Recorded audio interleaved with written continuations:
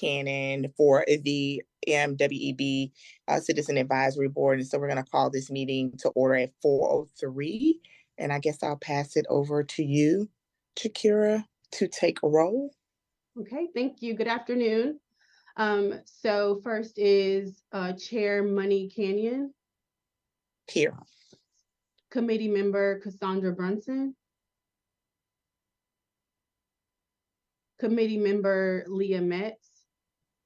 Present. Vice Chair Eric Hairston. Committee Member Brittany Lowry. Committee Member Susan Morris. Committee Member Weta Patton. And Committee Member Odette Sanchez. So, Chair Cannon, there isn't a quorum present for today's meeting. Okay, so for today's meeting, November 21st, for the MWEB committee, will be handling this as an information only meeting. And I'll turn that over to Zach now. All right, good afternoon, CAC. Here is, let me share my screen a second.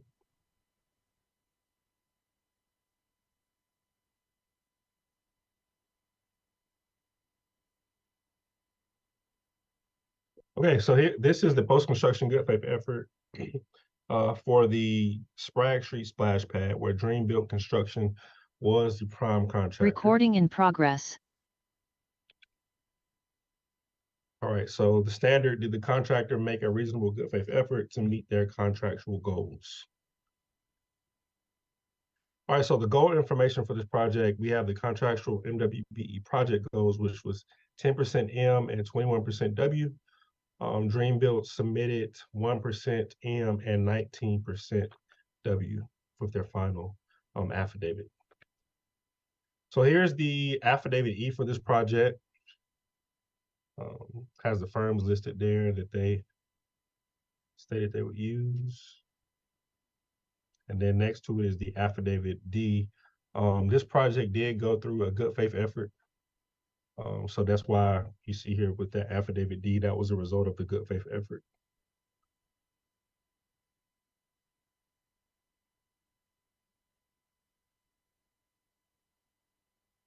This right here is the final affidavit that they submitted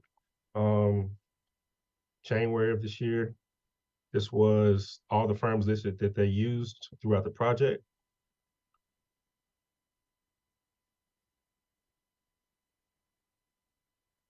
And then here, this is pretty much an email from Carolyn stating everything pretty much that transpired throughout the project. So I'm gonna read this. One, the project goals were 15% M and 2% W. Those are the original goals from when she mentioned that. Those are what it was before the good faith effort. For two, she said, we aim to achieve 10% M and 21% W. Our final affidavit indicates 1% M and 24% W. The affidavit D submitted prior to project start indicated we will use Nick's Plumbing, which was a WBE, MLA Design, which is a MBE, Mid-South Landscaping, which is a WBE, and Yadkin Valley Paving, which is a WBE. And all of these were used for more than the stated goals. For five, we opted not to use Greater Joe's, which was a WBE, and perform the grading in-house, as we'd already exceeded our goal for WBE. We did use Carolina Disposal, but found out near job end that they were no longer Hub certified. When they contacted us regarding listing them on another project, we did not know until way too late that they were no longer certified. We contacted Zachary Taylor on August 31st, 2022 to let the MWBE office know that we needed to replace Espinal, which was a MBE contractor for the concrete work, as he was not responsive to our inquiries for a start date, nor would he agree to sign a contract. We also was busy with residential work and stated that he was not doing commercial work at the time. We sent in the MWBE replacement form at that time, explaining to Mr. Taylor that we could not locate another MWBE concrete finisher that will guarantee the quality of work. Splash pad finishes are critical for child safety, and we prefer to work with known quality that guarantees a safe concrete finish. We asked the new minority-owned H concrete finisher to consider hub certification through the MWBE office, but he opted not to pursue this course of action. When completing the final affidavit, we discovered that Espinal had let his hub certification lapse without notifying us. So using his company would not have counted towards the goals anyway. Even though they were certified at bid time, they were not at completion time. Number 8, we added additional MWBEs along the way that were not initially listed in Affidavit D, which was Stewart Hauling, a WBE firm, GP Supply, which is an MBE firm, and Unitary Systems, which is a WBE. For number 9, plumbing, electric, landscaping, asphalt, and hauling were all already under contract when the job started, so there was no option to seek other certified firms when we realized we might need to increase our participation. For number 10, demolition, site work, carpentry, and utility work were all completed in-house and cannot be subcontracted out to increase participation. Number 11, the only subcontracted area that might have allowed for increased MWBE participation was concrete labor. And we have explained above at number 7 what issues occurred with this category. For number 12, there were no other ways to increase participation to help meet the MWBE goals set forth and compromised by Espinal's issues and expired certification. It was later said that this project kicked off just as the pandemic-related labor shortages, material price increases, and a host of other COVID-fueled issues began to show themselves in all our projects. It was difficult to keep all of our jobs going on schedule and within budget, and this one was no exception. It became crucial to push through with subcontractors who were still in business, who did not shut down, and who were available. It was and continues to be very difficult to find subcontractors, both hub certified and not, in all areas who did not already have way too much work and therefore have no interest in adding more work. The main areas of work on this project were minimal, with 4 completed with own forces. 4 were certified firms and 3 additional certified firms added along the way. Considering the pandemic effects, the minimal areas of work available, the large amount of work performed in-house, Dreambuild is a WBE firm as well, and the amount of certified firms we still utilize on the project. Dreambuild Construction is pleased that we were able to accomplish as much as we did with certified firms. Thank you for allowing us to state the details and circumstances of this project. Okay, so I'll go up to, I had a few emails and attachments that I didn't put in the slides. I had quite a few. So what I'll do is, I'll go to 1 second here. Add it here.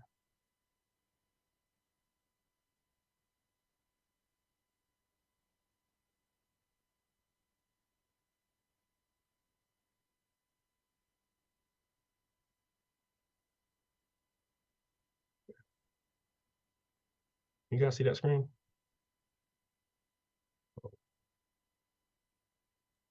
You may want to read it. It's hard to see, Zach. Yeah, I'm gonna go, I got them in order, let me see.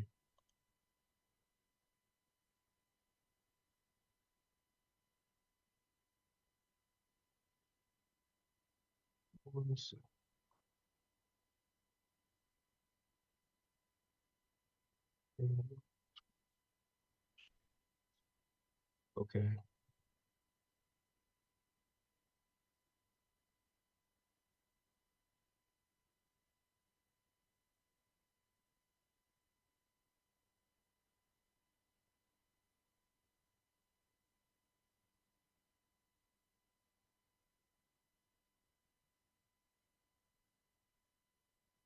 Okay, so here is a copy of the MWBE replacement form that Carolyn mentioned throughout that description of what happened in the project. this is what she sent to the new subcontractor. She was replacing Espinal because they weren't responding to her about the project. So she sent this new hub certification. I mean, she sent this new MWBE replacement request form to Juan Rosez Construction. And this was that form. Show you these emails in order. Okay, hold on.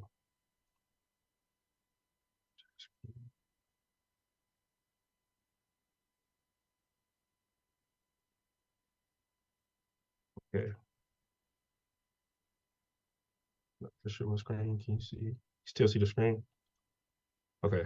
So this was after she sent me that form. I emailed her because I know she mentioned that she emailed me about it. So I'm showing you the email between us, which I said, "Good afternoon." This was on September 8th, 2022. Said, "Good afternoon. I called directly to Joe's cell. Joe and her husband, the owners of Dreambuilt Construction. So we had some phone conversation throughout this project.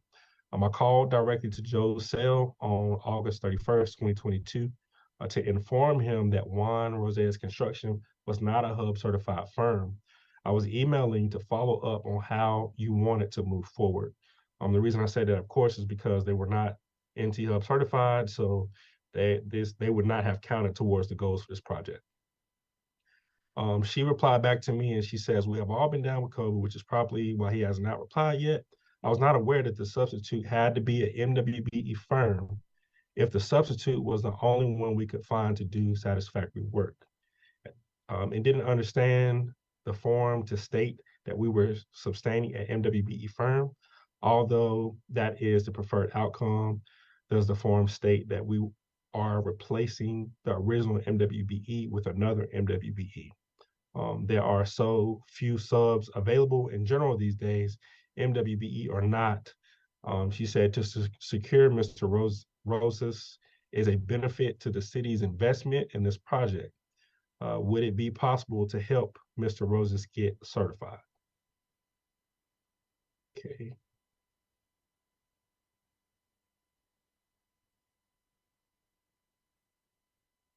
Once she asked me to assist him, I sent him an email, said, "Hi, below are the instructions to become hub certified. Please contact me if you need more assistance. You can also call the number listed on the hub as well." Below, as you can see, I sent him the information on how to register himself, and that was the last thing I heard from him. So I don't believe he ever registered. They didn't use him as a sub, and that was that. She also stated that it was hard to locate subs, and I went back into the file and there was a subcontractor list created for this project that she would have received that had a list of subcontractors to use. So that was available. Okay, so moving on. This was an email from Carolyn. It said, "Good afternoon. I have made the updates to the form to reflect the MWBE payments for Sprague. To summarize the changes from Affidavit D, we use Nick Plumbing, MLA Design, Mid-South Landscaping, and Yakin Pavement as indicated on Affidavit D, all for more than the goal amount, except Yakin Valley, as not all alternates were used. We did not use Greater Joe's work done with own workforces instead, and had already exceeded committed MWBE goals. Carolina Disposal, which was no longer a hub certified, or Espinal, no longer hub certified or doing commercial work. We added Stewart Hauling, GP Supply, Unitary Systems as additional MWBEs that were not originally listed on the Affidavit D. If you have any other questions, please contact me. So she was just explaining furthermore about who she used for the project. Next, these were the list of change orders that were on this project. I do have the attachments of each change order. Unfortunately, some of them are up to 25 pages, so I didn't put them on here. If you want to see them, I can pull those up. But this is just a list of the change orders for this project. And Zach, can you provide the committee the area in which these change orders were for? Yes. Let me let's see.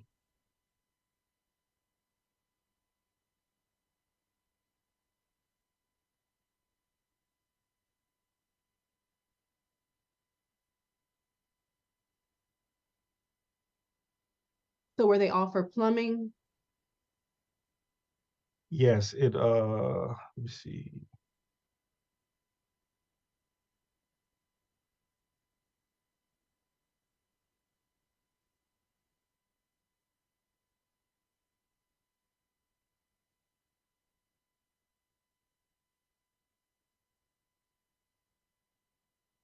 The last one, 6013.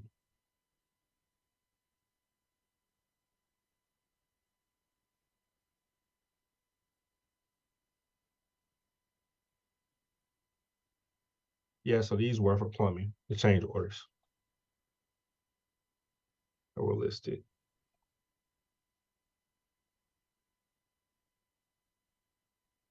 Let me share the screen.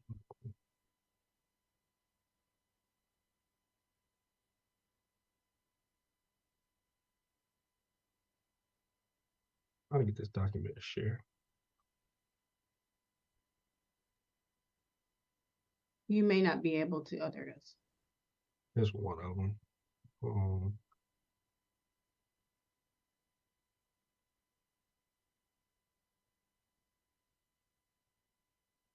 This is for number 4 and 5. There were quite a few change orders, but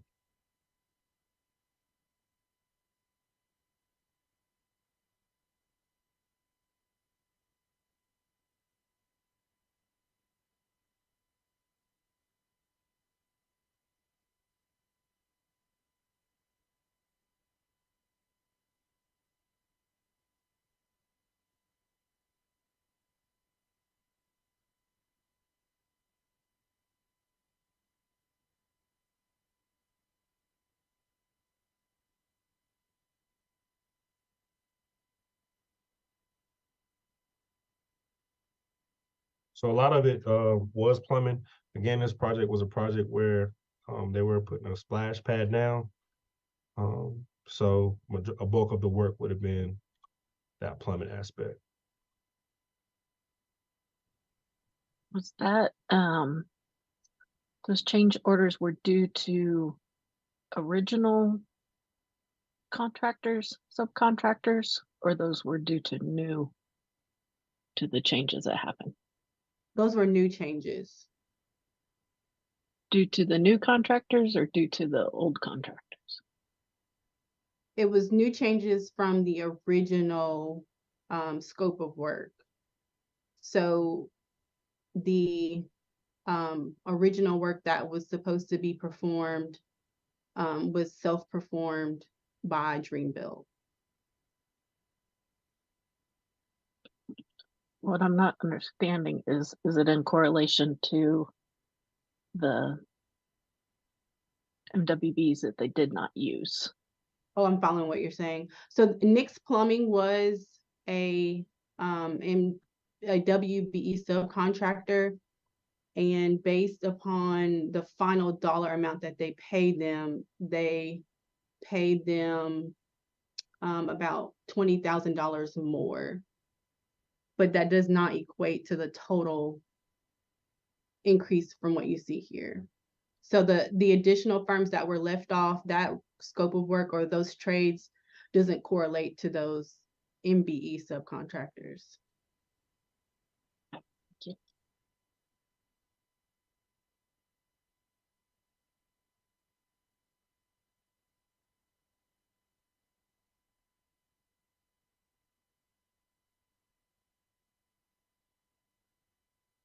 Other than that, was there anything slide-wise that you guys need to see again? This was everything that I showed you is what we got as far as good faith effort. So besides the bulk of these change orders, that was pretty much it. This might have been shared in the beginning, but I didn't catch it.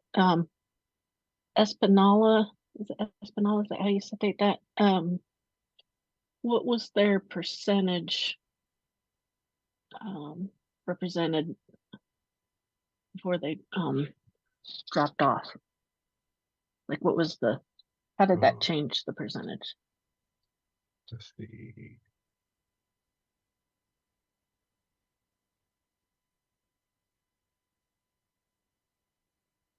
So they would have been.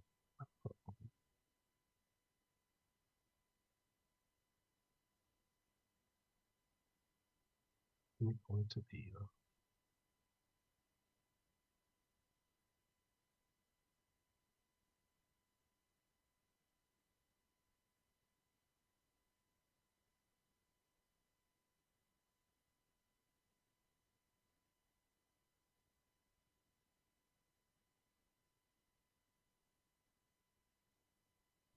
They made up about 6% of their original goal. Okay. And then the replacement that they got that was not hub certified, replaced that 6% exactly, or pretty close? Or They didn't use the replacement. right, but the dollar amount and percentage that they would have come in at, would that have equaled out to the It was same a amount, little or no? less. It was a little less. Their original for Esplanade was 35,000, and I believe, Zach, on that replacement form that you had, it was 24,000. Okay, yeah, let me see.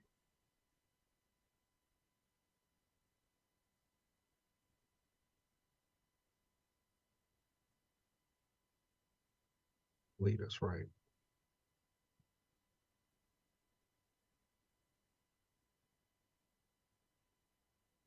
So had the second one come to fruition, it would have still been a less percentage. It wouldn't have equaled out or created a greater.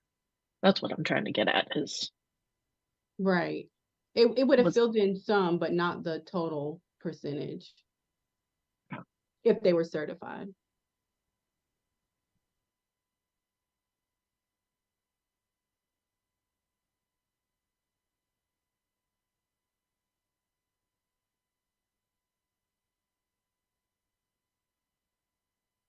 Are there any additional questions before we let the contractor in? No, not on my end. Okay, thank you.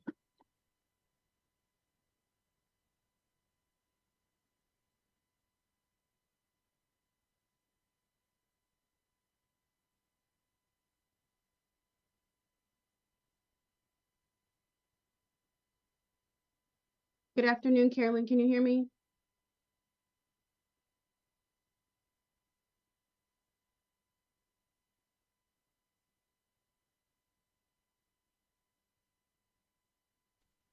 Now, can you hear me? I can hear you now, yes. Okay, good. I'm sorry, I didn't see that the mute, but I don't do this very often, sorry. You're fine. So good afternoon, everyone. Carolyn Thurman is the president of Dreambuild Construction Incorporated. So Carolyn, the committee has reviewed the details that you provided as it relates to the post-construction good faith effort for the Sprague Street Splash Pad project. Feel free to give any context if you'd like to the information that you shared with Zachary and myself, or if you don't have anything to share, the committee members may have questions to ask. The only thing I had was the notes that I had sent. I'm not sure of the date. It was a 12 item list. Did everybody get that, or just you? Yes, they did. And we okay, I just want to make that was kind of my summary of everything, so I didn't want to repeat it if everybody saw that. Okay. Yes, they have reviewed and seen those details. Okay. I don't really think I had anything else to add to that since then. Okay, thank you. Except that Zachary said that the WBE was 19, but you had told me that it was 24. So I'm not sure if that was a mistake the first time or the second time, but I thought I had exceeded it, and now it looks like it's short. So I just didn't know which number was correct. The old emails. Go ahead. My apologies. Go ahead. No, just the initial email from you had said 24%. And that was based off of what was on your final affidavit of payment. But when we confirmed the amounts with the subcontractors, it came out to be the 19%. Oh, interesting. Okay. I don't know why that would be, but okay.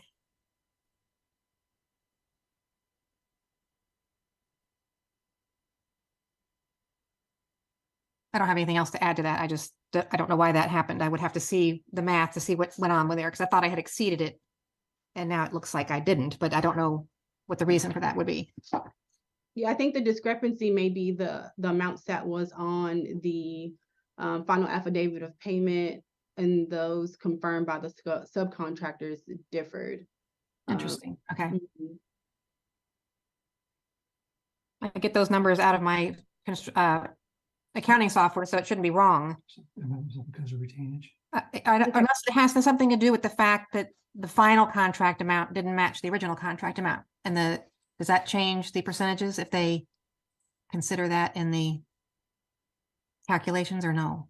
The goals, no. So we use the original contract amount from the initial project start date. Okay, that's what I We understood. don't Okay. include the change orders. Okay. That's what I thought. So I'd have to, if that's an issue, I'd like to see what they reported back, because I don't know how it could be wrong, but it could be. Okay, we'll double check and Okay.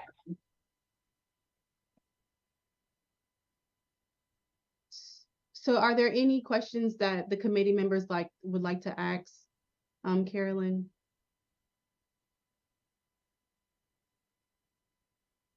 No, I don't have any. I'm not certain about the committee member minutes. Yes, I've got a couple.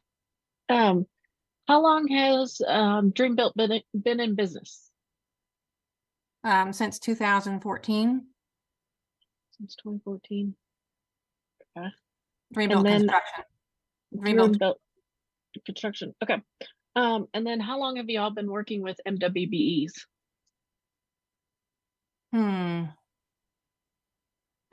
Well, probably since that initial one, but initially we started with the city working very small jobs, so they were informal and did not have any requirements. So it was probably a year or two after we started working with the city, which would have been in 2017 or 18, probably. So 2017, 2018. I'm just guessing. I don't really know for sure. Okay.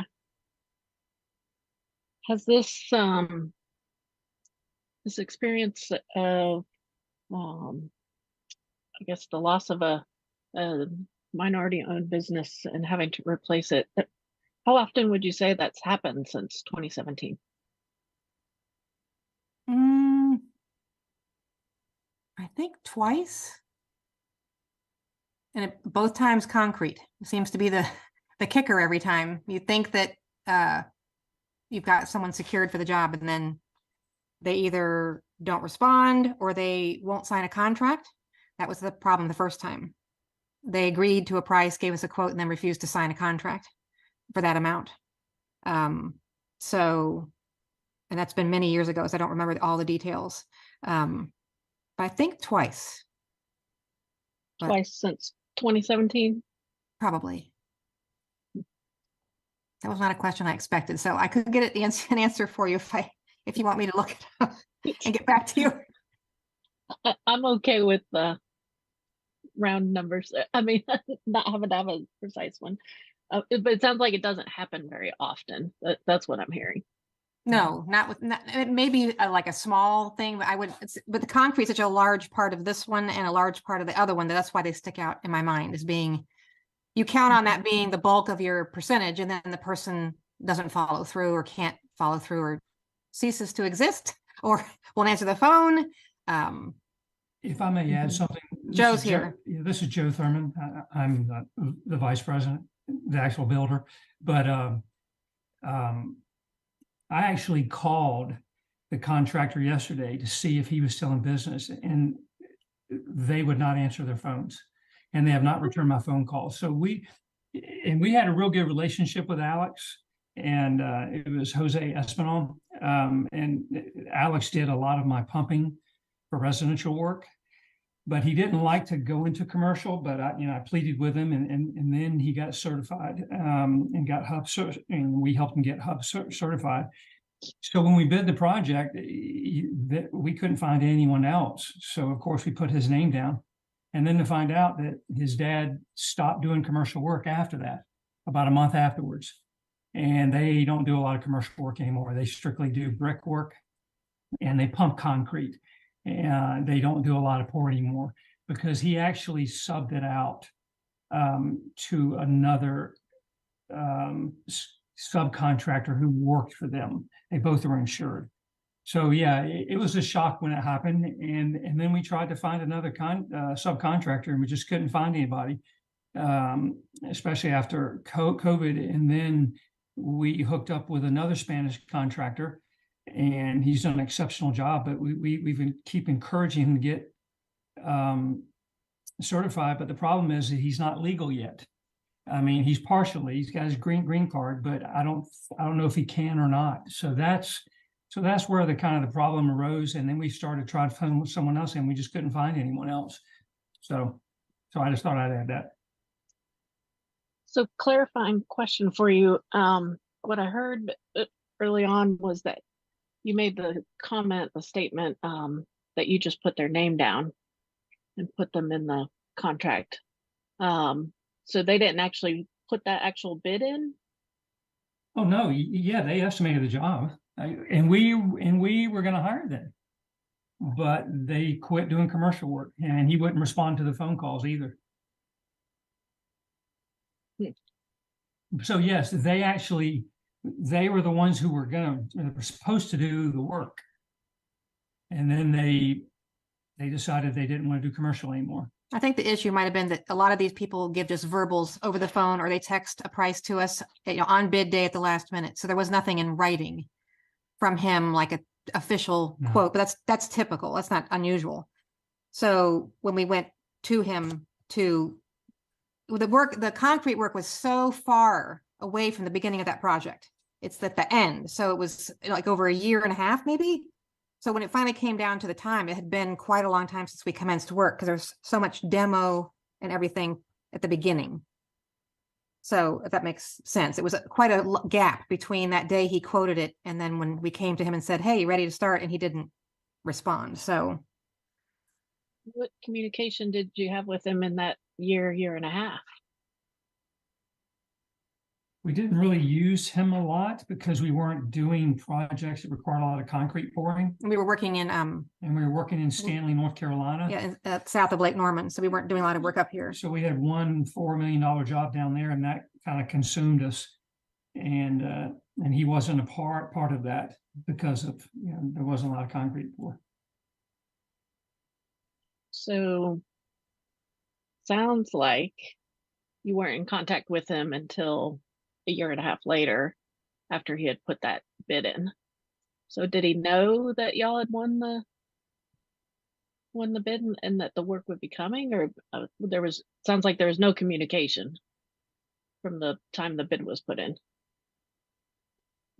I would contact Alex and ask him to give me pricing. I would send him the plans and then he would get busy and then I would have to send him all of the information that he needed, the square footage.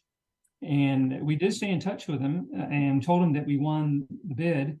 It's just time went by fairly quickly and I kept trying to get in touch with him and he wouldn't respond. So. But was that bids that was for this project or you were in contact with him for other projects? Well, actually, it was another year before that because COVID hit. So I can't remember the last job he did for us. I think it was Polo. Was it Polo? Parkland, probably. Parkland. I think he did Parkland for us. And that's when he got certified.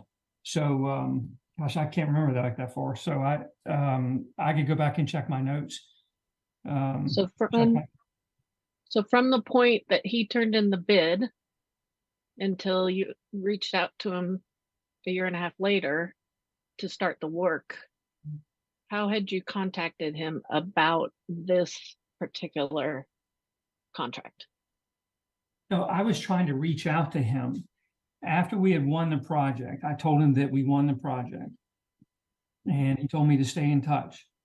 But I don't know why, and I don't know if it was it after COVID or was just coming out of COVID. No, it's at the beginning. It was? Mhm. Okay, I'm sorry about my dates. But at some point, and I can't remember the date, but I can go back and check to where, you know, he just broke off communication and he wouldn't answer his phone. I think we did other bids along the way here and there during that time, and we'd invite him and he wouldn't respond. So that's the only contact we probably had, because we're letting him know he's invited and he's not responding, but there was really no need to, you know, chase him down, I guess, regarding that, because he was supposed to be doing the work. So the reach out to him during that 1.5 year time was for him to bid on other things. Yes. Mhm. Okay, He would that's always what I was include- trying to get at. Yes. Yeah. I'm sorry. I think I could actually go back and check to see how many times he was invited to things. I have all that in this software, but I would not know for sure. But if there was anything between then and his actual work start, it would have been being invited to other things. Is it typical to get a verbal and then not be in touch with somebody for 1.5 years about that actual job? We were in touch with him after the bid. We didn't wait 1.5 years to get in touch with him, but I kept reaching out to him and he wouldn't respond to us. So that's when I was trying to figure out, where did you go? And he just would not return my phone calls, kind of like today. I texted him yesterday to see if he was still interested in coming back to work with us to bid on projects, and nothing. So they just, either they broke off. I know they broke off from pouring concrete because the guy who was actually working with them was, it was either Felipe or Fidel. I think it was Fidel was the guy actually pouring the concrete who worked with the Espinal. He went off on his own, and maybe that's why they stopped. I never could get an answer from him. So he just never responded. So the only choice I had was to try to find someone else that was hub certified, which I couldn't find. And then the gentleman who was doing some work for us, who was Juan Rojas, we decided to use him and tried to get him to become hub certified, but he's not very responsible in regard to that kind of stuff. That's an assumption you're making about him, though, right?